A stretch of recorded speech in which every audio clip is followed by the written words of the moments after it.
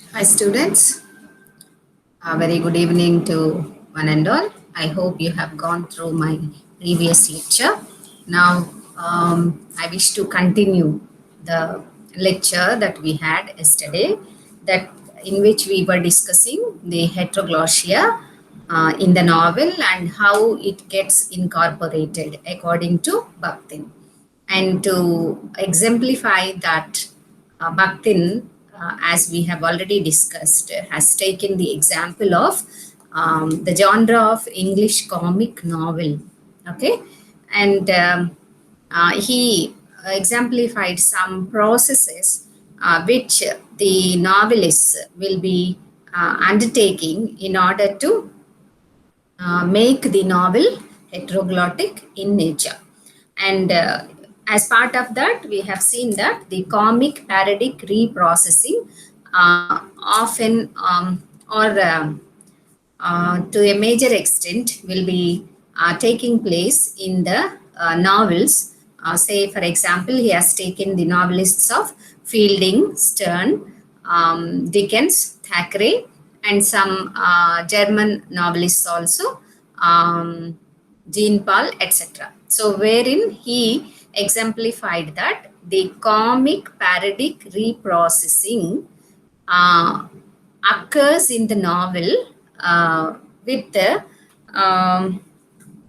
incorporation of some, especially some forms like the post, the hybrid constructions, then what he called as the compositional units, that is the author's own stylization or author's narrative style, and then the everyday language, that is scars. Okay, so in bringing this comic parodic reprocessing, of course the novelists make use of the stratification of language that is there internally, and then keep shifting from one form to the other, so that the novel becomes more heteroglottic. So this is how we have seen yesterday. And now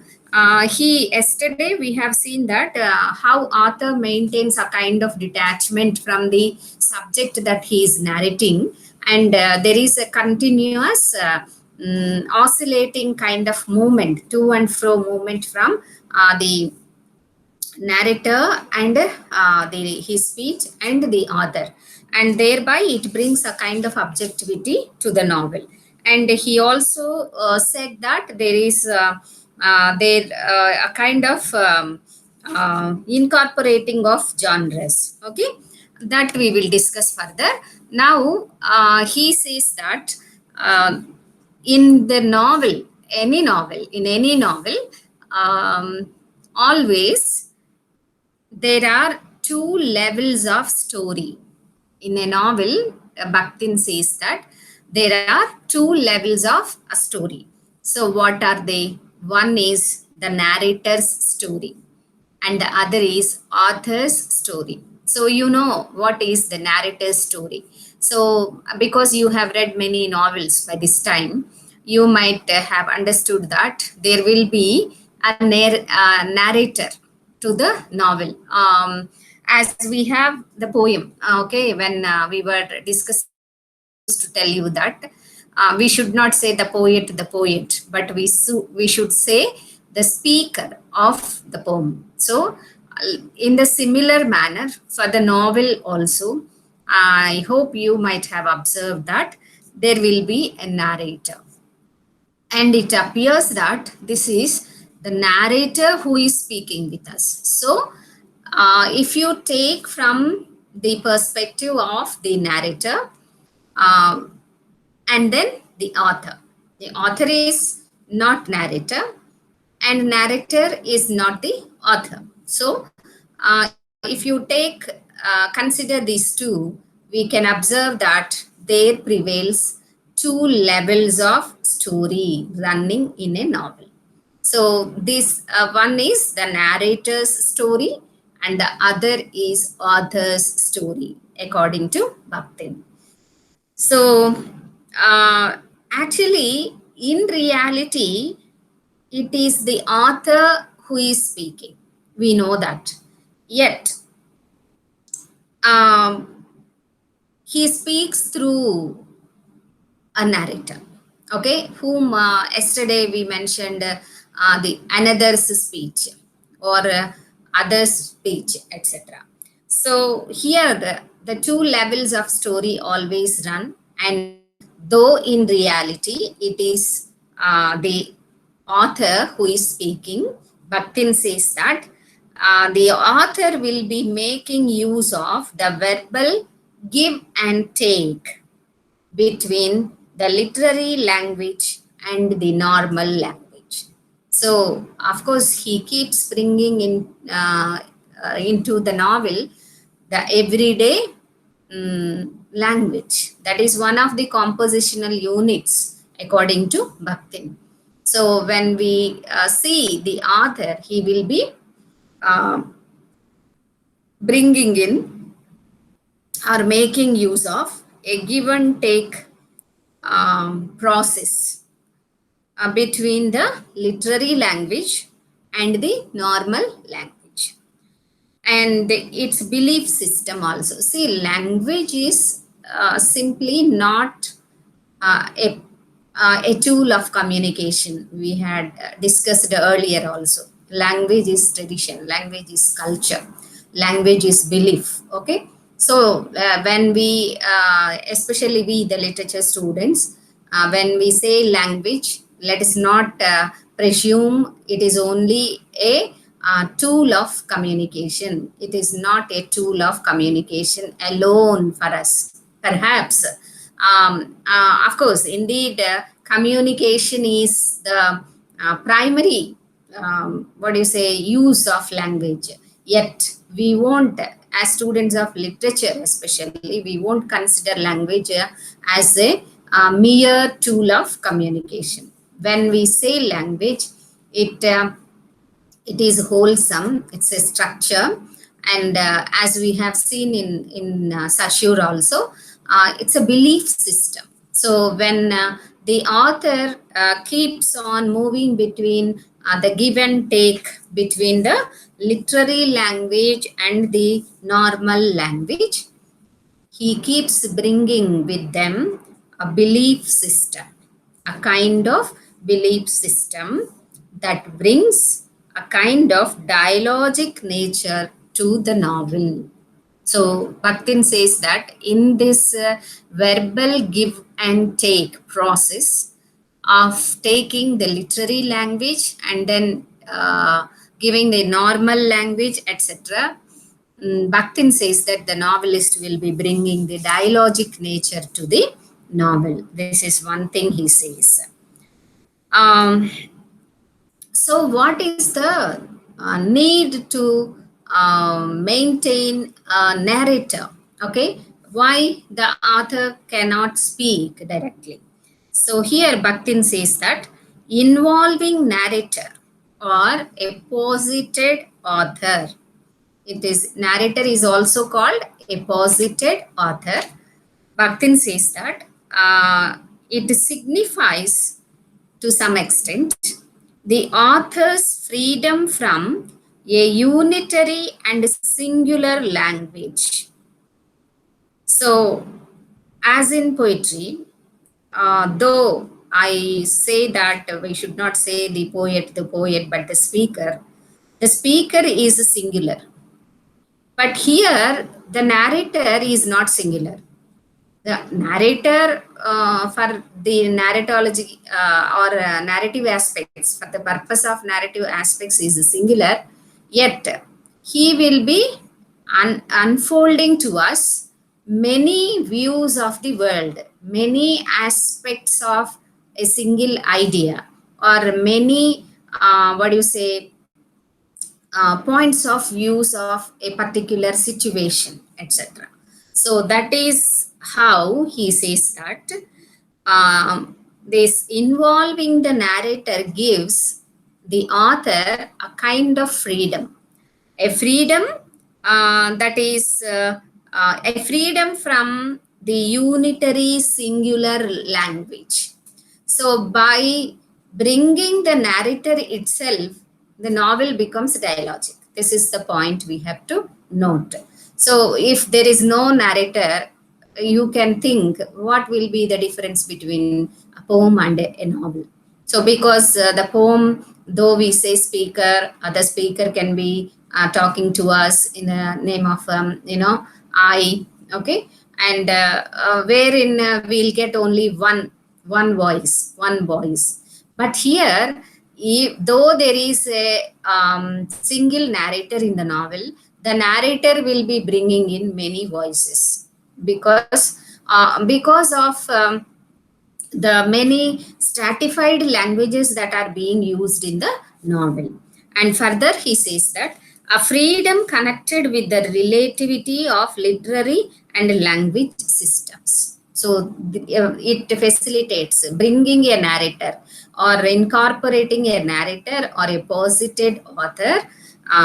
He says, Bakhtin says that it brings a freedom connected with the relativity of literary and language systems. Okay, literary languages and the language systems. It brings a kind of relativity into the novel, of course, which in turn will be bringing the dialogism or heteroglossia into the novel. And then further, Bakhtin says that one more important, this is one aspect. This is the narrator, using a narrator by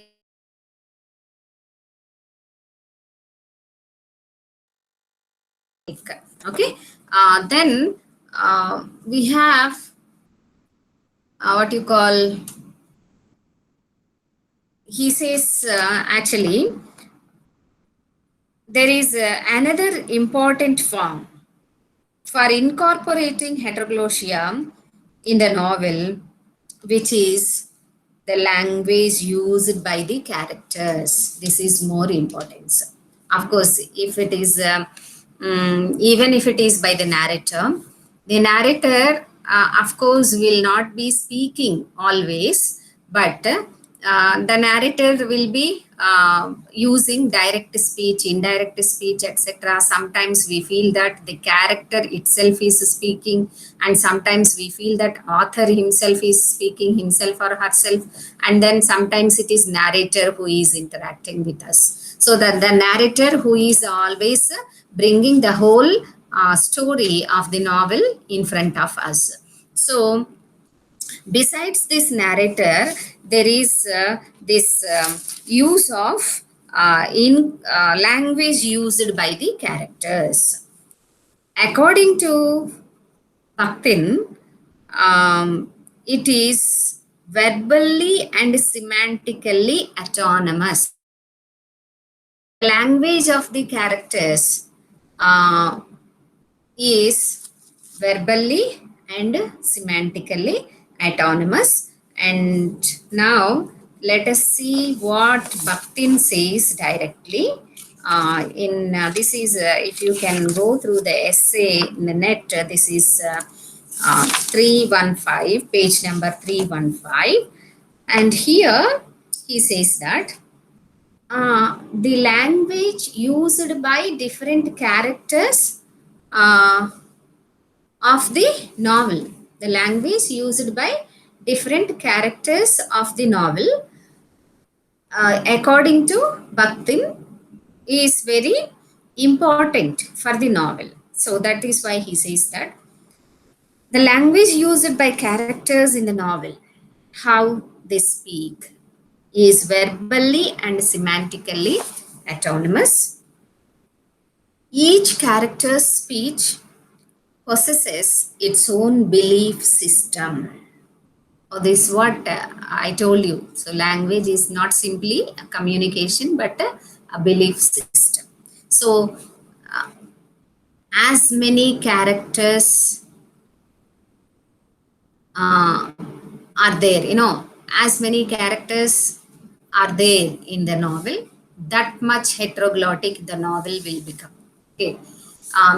Some novels will have many characters, like we have major characters, minor characters, yet sometimes even the minor character will be playing a very crucial role in the whole plot of the novel, the structure of the plot of the novel.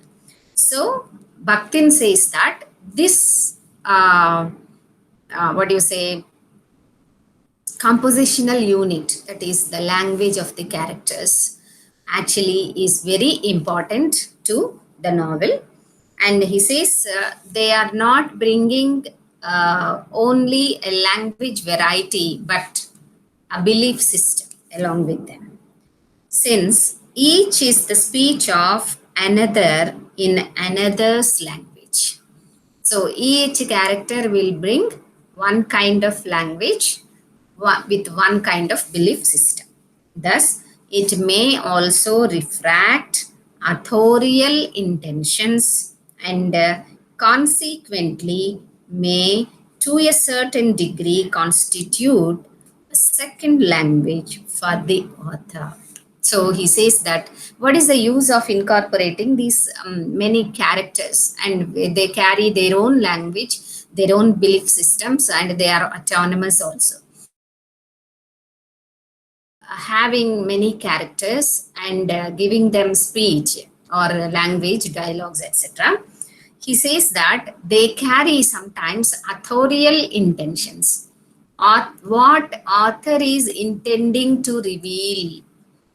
Of course, he won't reveal it directly, but if he says directly, it becomes monotonous or unitary language. Okay, so he, in order to reflect his own ideas or intentions, will bring the language, okay, the character's language.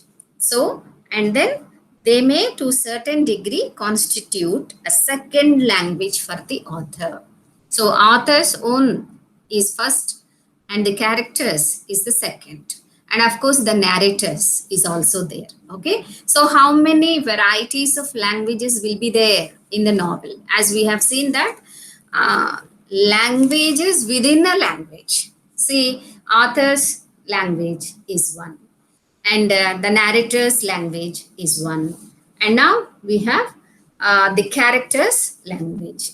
So how many? Many. That is why multiple voices as well as heteroglottic. So this is one of the important features in the novel, that is language of the characters. And after this explaining how important, okay, it is, he says that the character speech almost always influences authorial speech, and sometimes powerfully also, sprinkling it with the author's words. That is the speech of a character perceived as the concealed speech of another, and in this way introducing into it stratification and speech diversity.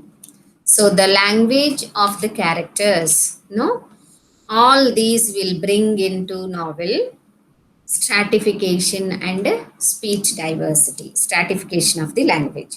How language is stratified inherently or naturally, that kind of stratification will come into the novel, according to Bakhtin. And then here he gives the example of Turgenev, one of the, I think, Russian novelists. And he says that language and style of Turgenev's novels have the appearance of being single languaged and pure.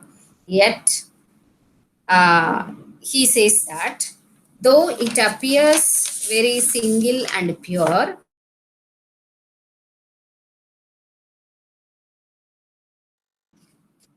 it becomes very dialogic as well as heteroglottic. And he says that if we read the Turgenev's novel, we'll find that social heteroglossia enters the novel primarily in the direct speeches of his characters, in dialogues. What is a social heteroglossia? The language that is very specific to a particular group, a class, or a caste, etc. So there, a group of people, the class, a lower class, or middle class, or rich class, etc. And then we have caste also. One particular caste will speak like this, etc. So, if, of course, you could have noticed this in others' novels also. That here he is giving Turgenev's novel. If you can, please download one of the novels of Turgenev and just to observe how social heteroglossia enters into his novels through the direct speeches of his characters. So, though Turgenev's novels give an impression of unitary style, single languaged unitary style, the language of the characters and where the characters speak directly makes it more heteroglottic. So, in the essay, actually, we have many examples, and one good example, the greatness of Turgenev, he says in one paragraph, he says, the all he gives many exemplary excerpts from his novels, and then he says the examples that are given already, they they provide a typical picture of the character's role in stratifying the language of the novel. So, if we read one of the novels of Turgenev, we will understand what is the role played by the characters in stratifying the language or in bringing the stratification of the language into the novel. Okay, and a character in a novel always has, as we have said, a zone of his own, a zone, ZONE, a zone of his own sphere of influence, his own sphere of influence. Influence on what? On the authorial context surrounding him, a sphere that extends and often quite far beyond the boundaries of the direct discourse allotted to him. So, the characters and their speeches, okay, is very powerful, and that is what makes the novel very heteroglottic, according to Bakhtin. And he says the character zones are very important and interesting object of study for stylistic and linguistic analysis for the linguists of the novel, because zone is a place where they may have the different dialects, accents, a particular syntactic structure also, a particular semantic what you say arrangements also. So the he says that the character zones are very vibrant, they are very interesting to analyze from the point of stylistic and linguistic this. So finally he says, I think with this I can conclude this essay, the discourse in the novel. No. One more will be there. So for today, I will refer one final form, or which can be considered as a compositional unit. He refers to the incorporated genres. What are the incorporated genres? Which will bring heteroglossia into the novel. So, you know what is a genre, a poetic genre, a prose genre, etc. So, we have extra artistic, okay. If we go to the compositional units, which of course yesterday also I have referred, in the compositional units, of course, Bakhtin, let me refer to those compositional units once again. wherein Bakhtin stated that how the novel becomes heteroglottic with all the five compositional units, wherein he says stylization of various forms of semi-literary written everyday narration. That is the letter, the diary. And then extra artistic authorial speech also. So he says that incorporating some genres into novel. For example, some genres like the diary, travel notes, biography, personal letter, and several others. He mentions this. If you go to the letters, we have, he says that these genres will affect the structure of the novel also. Based upon the incorporation of these genres, the whole structure of the novel changes, and sometimes they are named after them also. Like a travel notes becomes a travelogue or novels, and then biographical novels, and epistolary novels, okay, epistolary novels, etc. So when different genres are incorporated into the novel, of course, they make the novel very heteroglottic according to Bakhtin. And these genres, according to Bakhtin, will not only enter the novel as one of its essential structural components, but also determine the essential form of a novel. So, if a letter is incorporated, it may become epistolary novel. Epistolary novels are Fielding. You might have read about them in the history of the novel, or how the development of the novel took place, etc. There, of course, that is what he is saying, that incorporating some types of genres makes the difference of the structure of the novel.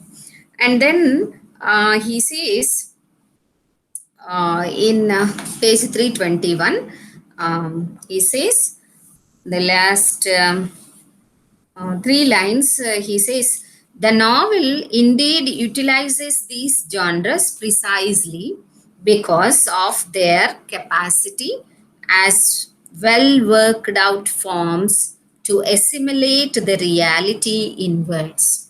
So, why novel incorporates genres? What is the necessity? And what difference is made in the novel, in the structure of the novel, etc. For that, he says that if the novel incorporates such genres, he says that they affect the reality in words. So, these genres, because of their capacity in building up the reality, because the diary, we take it for granted that it's very real, okay, and a letter also, it's not fiction, it is real. So the reality that attached with these genres, of course, helps the novel to become more heteroglottic, or what do you say, dialogic. Okay. And further, he says that all these genres, as they enter the novel, bring into it their own languages. So, one more thing, stratification. When these genres are incorporated in the novel, they will bring their own languages, and therefore stratify the linguistic unity of the novel. So they also contribute to the linguistic variety of the novel, variety which is found in the novels. Okay, naturally, as Bakhtin has already stated, novel is not monologic, novel is not unitary, novel will not lock the meaning of the words as it happens in the poetry, as we have seen in the discourse in poetry and discourse in the novel. So he says that because of incorporating all these kinds of genres into the novel, it brings the linguistic stratification in the novel, and further intensify its speech diversity in fresh ways. So The novel is multi-form in style, vary-form in speech. That is what Bakhtin stated in the modern second chapter, second part of this essay. So all these multi-forms and vary-forms, of course, will be incorporated into the novel through different tools like the using of the narrator or another's speech or hybrid constructions or incorporating genres or characters of language, language of characters, etc. So all these are like tools for the novelist so to make the novel very multi-form and vary-form. Okay, multi-form in style and vary-form in speech and voices. So the incorporation of these genres, of course, will be making the novel more multi-form. And then he says, uh, besides these prose genres, we have poetic genres also. So, what happens when the poetic genres of verse like lyric, when introduced into novel, he says, may have the direct intentionality and full semantic charge of poetry. And here he gives, not only prose genres, but poetic genres are also incorporated into the novel, like especially lyric. Okay, lyrics or sonnet, etc. And here he gives the example of Goethe, okay, who incorporates a lyric in his prose, and then he refers to the practice of romantic poets, where they have the habit of incorporating a poem while writing their prose. Okay, and he says that this act facilitates the author to refract the authorial intentions at times. So, how to bring in the authorial intentions indirectly into the novel. So, the poetic genres, incorporating of poetic genres, of course, helps. Okay. Later, he says that novels also incorporates many kinds of maxims and aphorisms. So for this, he gives the example of Jean Paul, who is very aphoristic, and he wrote actually broad scale gradation between the various aphorisms in his novels, and these aphorisms also will be helping the novelist to make it more heteroglottic. Okay, so with this I'm closing today's lecture.